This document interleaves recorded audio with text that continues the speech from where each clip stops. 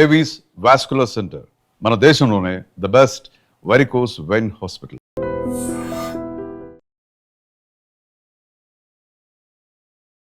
IDream media ప్రేక్షకులందరికీ స్వాగతం, సుస్వాగతం. నా పేరు ప్రియదర్శన్. నాతో పాటు ఉన్నారు traditional healer and herbalist B Anjaneyaraju garu. మాట్లాడదాం. సార్ నమస్తే. నమస్కారం అండి. బాగున్నారా సార్? బాగున్నానండి సార్.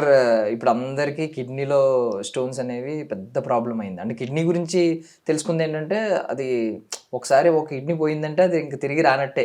అవునండి. డ్యామేజ్ అయిందంటే ఇంక మళ్ళీ దానికి రికవరీ ఉండదని చెప్పి. అవును. సో ఇది ప్రధాన సమస్యగా మారింది. చాలా మంది ఏమనుకుంటున్నారంటే వాటర్ తాగకపోవడం వల్ల మాత్రమే కిడ్నీ ప్రాబ్లమ్స్ వస్తాయని అనుకుంటున్నారు. వాటర్ ఎక్కువ తాగితే మళ్ళీ స్టోన్స్ కరిగిపోతాయి, సాల్వ్ అయిపోద్ది అని అనుకుంటున్నారు.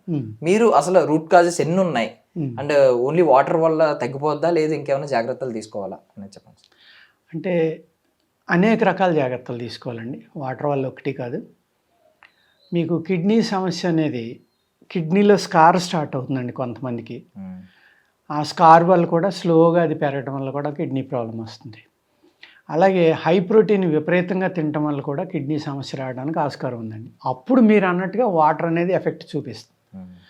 వాటర్ తక్కువ తీసుకుని కనుక విపరీతమైన ప్రోటీన్ తిన్నారనుకోండి, ఏది మనం ఇప్పుడు జిమ్కి వెళ్తున్నాం, లేకపోతే సిక్స్ ప్యాక్ కావాలి, లేకపోతే మంచి మజిల్ కావాలని ప్రతి ఒక్కళ్ళు అదొకటి మొదలుపెట్టారు.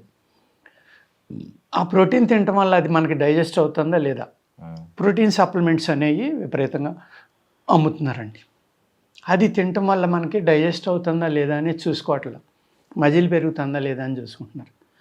అందులో అది నిల్వ ఉండటం వల్ల ఏమవుతుందంటే, అది కొన్ని సంవత్సరాలు నెలలో వాడుకుంటాం. మనం వాడుకోవటం వల్ల అందులో ప్రిజర్వేటివ్స్ అనేవి ఉంటాయండి. ఆ ప్రిజర్వేటివ్స్ కంటిన్యూగా తినటం వల్ల ఏమవుతుందంటే స్టమక్లో అల్సర్స్ రావడానికి కానీ, ఆ డైజెస్ట్ అవ్వని పార్ట్లు బాడీలో ఉండిపోతే ఈ కిడ్నీలో నెఫ్రాన్స్ని బ్లాక్ చేస్తాయి. మీకు కొంతమంది యాక్టర్లు కూడా ఇలా పెంచుకోవడం కోసం వాడి కిడ్నీలు ఇబ్బంది పడ్డాయని కూడా జనం చెప్పుకుంటున్నారు. నిజమేంటో గుట్టిదో తెలీదు. అంచేత ఈ జిమ్కి వెళ్ళే వాళ్ళు, ఇటువంటి వాళ్ళు డైరెక్ట్గా అలాంటివి ఎక్కువ వాడకుండా ఆయుర్వేదంలో కానీ బయట మనం న్యాచురల్ ఫుడ్లో కానీ అద్భుతమైన ఆహారాలు ఉన్నాయి. బ్రహ్మాండమైన హై ప్రోటీన్స్ ఉన్నాయి, తేలిగ్గా అరిగిపోయి ఉన్నాయి. వేరుశనగ గుళ్ళు నెంబర్ 1, శనగలు, నువ్వులు, సున్నుండ, మినువులు, ఇలాంటివి అనేక రకాలైన ప్రోటీన్స్ ఉన్నాయండి. పాలు ఉన్నాయి. ఆ పాలని ఏదో బోతంలో చూపిస్తున్నారు. నిజంగా ఎలా ఉందంటే, ఇవాళ లీటర్ ఇచ్చి ఆవుకి ఇంజక్షన్ చేసి 4 లీటర్లు పితుకుతున్నారు. నిజంగా బోతంలాగే ఉంటుంది. అది కొన్ని పనిచేసి ఉండవు. అలా కాకుండా న్యాచురల్ మిల్క్ దొరికితే కనుక ఇండియన్ కౌ మిల్క్, లేకపోతే ఇండియాలో న్యాచురల్గా మేపిన పాలు ఎలాంటివి దొరికినా కూడా చక్కగా వాడుకోవచ్చండి, బలంగా ఉంటాం. ఈ హై ప్రోటీన్ అనేది కూడా ప్రమాదకరం. అట్ ద సేమ్ టైము ఎప్పుడైతే మనం విపరీతమైన కెమికల్ తోటి, ప్రిజర్వేటివ్స్ తోటి కలిపి ఉన్న ఫుడ్ తిన్నామో, ఇది కిడ్నీలో ఉన్న నెఫ్రాన్స్ని డిస్టర్బ్ చేస్తుందండి. 10 లక్షల ఫిల్టర్స్ ఉంటాయి ఈచ్ కిడ్నీలో, దాన్ని నెఫ్రాన్స్ అంటారు. మీరు అన్నట్టుగా కిడ్నీ కనుక ఇబ్బంది పడితే తొందరగా రికవరీ అవ్వదండి. లివర్కి రికవరీ కెపాసిటీ చాలా ఎక్కువ ఉంది, కానీ కిడ్నీకి రికవరీ కెపాసిటీ ఉండదు. ప్లస్ 60-70% పోయేదాకా మీకు రీడింగ్ తేడా రాదు. నేను బాగున్నాను అనుకుంటాను. ఎప్పుడైతే ప్రాబ్లం అనేది స్టార్ట్ అయిందో అందుకే గమ్మున రికవరీ రాదు.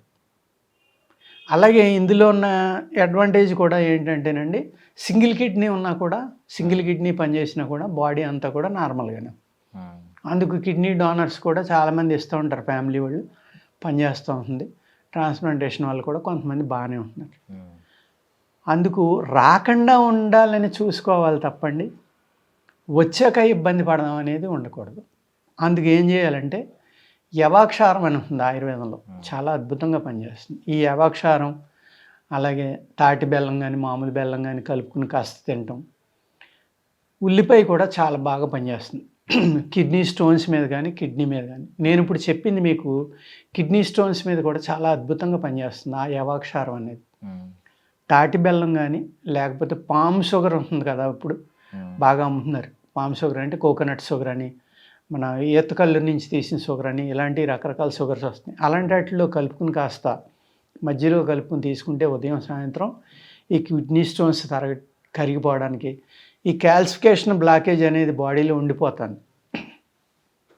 ఎందుకు అంటే ఇది మేజర్గా ఎక్కువ 50 అబవ్ వాళ్ళకి ఉంటుందండి. ఎందుకు అంటే ఈ 40-50 సంవత్సరాలు వచ్చేసరికి కీళ్ళ నొప్పులు, కాళ్ళ నొప్పులు వస్తున్నాయి. డాక్టర్స్ ఏమో కాల్షియం ట్యాబ్లెట్ పెడతారు. అమ్మ కాల్షియం తక్కువ ఉంది కాబట్టి వేసుకోండి. స్త్రీల్లో ఎక్కువ కనపడుతుందండి. వేసుకోండి అంటే వీళ్ళు ఏం చేస్తారు, వేసుకోమన్నాడు మంచిది అన్నాడు కదా అని సంవత్సరాల తరబడి ఆయనకి చెప్పకుండా వాడేస్తూనే ఉంటారు. దానివల్ల కాల్షియం డిపాజిట్ అయిపోయింది అనుకోండి బాడీలో, అది కిడ్నీ స్టోన్స్ కింద హార్ట్ బ్లాక్ల కింద కూడా కన్వర్ట్ అవ్వడానికి ఆస్కారం.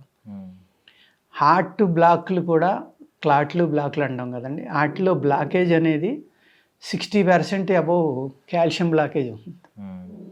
కాల్షియం డిపాజిట్స్ ఉండటం వల్ల కూడా నరాలు బ్లాక్ అవ్వడం వల్ల హార్ట్ అటాక్ రావడం, స్టంట్ లెవెల్స్ రావడం, లేకపోతే బైపాస్లు ఇలాంటివన్నీ వస్తాయి అన్నమాట. వీటిని తగ్గించాలి అంటే వాటర్ తాగటం అనేది ఒక విధంగా మంచిదేనండి. కానీ ఆ వాటర్ కూడా మనం ఏం తాగుతున్నాం, జీరో బీ తాగుతున్నాం. లేకపోతే ఫిల్టర్ చేసుకుని కాసుకుని ఆ వాటర్లో కూడా మున్సిపల్ సప్లై చేయాలంటే రోజుల తరబడి నిల్వ ఉండి పైపులమ్మట సప్లై చేయాలి కాబట్టి వాళ్ళు బ్లీచింగ్ అనేది కలపాలి. కొన్ని దేశాల్లో దాన్ని పూర్తిగా బ్యాన్ చేశారు, మన ఇండియాలో ఇంకా బ్యాన్ చేయలేదు. ఆ బ్లీచింగ్ వల్ల కూడా అనేక జబ్బులు రావడానికి ఆస్కారం ఉందండి. అందుకనే మున్సిపల్ వాటర్ అయినా సరే కాసుకుని వడపోసుకుని వాడుకుంటే కొంతవరకు మనం సేఫ్ సైడ్లోకి వెళ్తాం, ఈ కిడ్నీ ప్రాబ్లమ్స్ నుంచి బయటపడవచ్చు. అతి కాల్షియం ఉన్న వాటర్ ఉంది కొన్ని విలేజ్లో, వాళ్ళకింత అవేర్నెస్ ఉండదు కాబట్టి తాగుతారండి. అక్కడ కూడా ఈ స్టోన్ పెరగడానికి, కిడ్నీ స్టోన్స్ రావడానికి, కిడ్నీలు పాడవడానికి ఆస్కారం ఉంది. అలాగే జాలరి వాళ్ళు, మత్స్యకారులు అంటాం కదా మనం, ఫిషర్మెన్, వీళ్ళు డైలీ ఫిష్ తింటారు. ఆల్మోస్ట్ ఫిష్ కానీ పీత కానీ రొయ్యి కానీ ఏదో ఒకటి. ఈ సీ ఫుడ్ అన్నట్లో కూడా హయ్యెస్ట్ కాల్షియం ఉంటుందండి. కాల్షియం డెఫిషియన్సీ ఉన్నవాళ్ళు, ఎన్వి తినేవాళ్ళు అవి తింటే సరిపోతుంది. వెజిటేరియన్స్ ములగాకు ఇలాంటి ఎగ్ షెల్ కూడా నెంబర్ 1 కాల్షియం. మనం షెల్ బయట పడేస్తాం, ఆ షెల్ను కూడా మనం వాడుకోవచ్చు కావాలంటే. దాన్ని కొంచెం ఫ్రై చేసి దాన్ని సన్నటి పౌడర్ కింద అడ్డుపడకుండా ఉండేలాగా జాగ్రత్తగా చేసుకుని లాస్ట్లో కాస్త నిమ్మకాయ ఏదైనా పిండుకుంటే అది ఇంకా చిన్న మైన్యూట్ పార్టికల్స్ అవుతుంది, అది కొద్దిగా నాకొచ్చు. లేకపోతే మన సున్నం దొరుకుతుంది బయట, రాతి సున్నం కానీ గుల్ల సున్నం కానీ.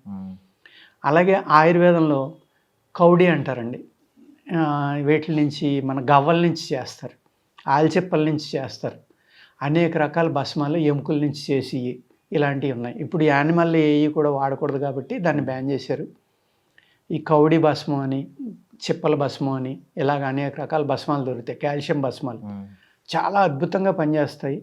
మీకు కాల్షియం డెఫిషియన్సీ తగ్గుతుంది, ప్లస్ బాడీలో నిల్వ ఉండవు, ఎక్స్ట్రా ఏమైనా ఉంటే బయటికి పోతాయి. ఇచ్చిన డోసు బాడీ అబ్జర్వ్ చేసేసుకుంటుంది.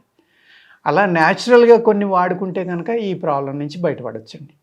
అదేవిధంగా ఈ కిడ్నీలో ఏమవుతుందంటే ఓన్లీ క్యాల్సిఫికేషన్ బ్లాక్సే కాకుండా మనం తిన్న ఆహారంలో ఏవైతే కెమికల్స్ ఉన్నాయో వాటి వల్ల కూడా కిడ్నీ కెపాసిటీ తగ్గిపోతుందండి.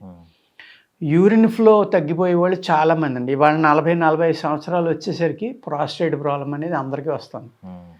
ఆల్మోస్ట్ 90% ఉంటున్నారు. పూర్వకాలం ఎవరికి లేదు కదా అది. అప్పుడు ఎందుకు లేదు, ఇప్పుడు ఎందుకు ఉంది. ఇలా మనం పోల్చుకుని వాళ్ళ ఆహార అలవాట్లు, వాళ్ళ వ్యాయామం, వాళ్ళ జీవన విధానం ఇవన్నీ చూసుకున్నాం అనుకోండి, ఆటోమేటిక్గా దాని నుంచి బయటపడటానికి కూడా ఆస్కారం ఉంది.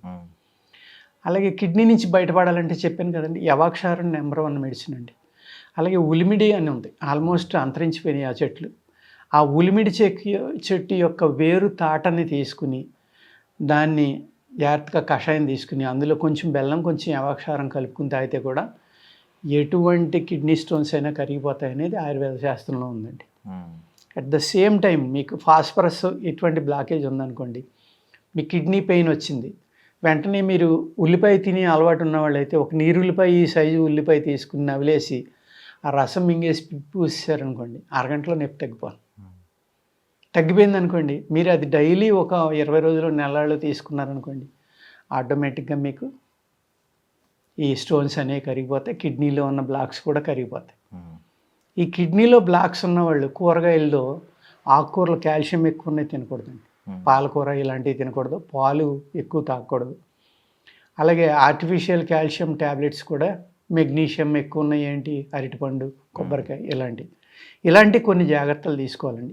అయితే కిడ్నీలో ఏ రీడింగ్ పెరిగితే ప్రమాదం, ఆ రీడింగ్ పెరగకుండా చూసుకుంటా జాగ్రత్తగా తేలిక కరిగే ఆహారం తీసుకుంటా, హై ప్రోటీన్ తగ్గించి.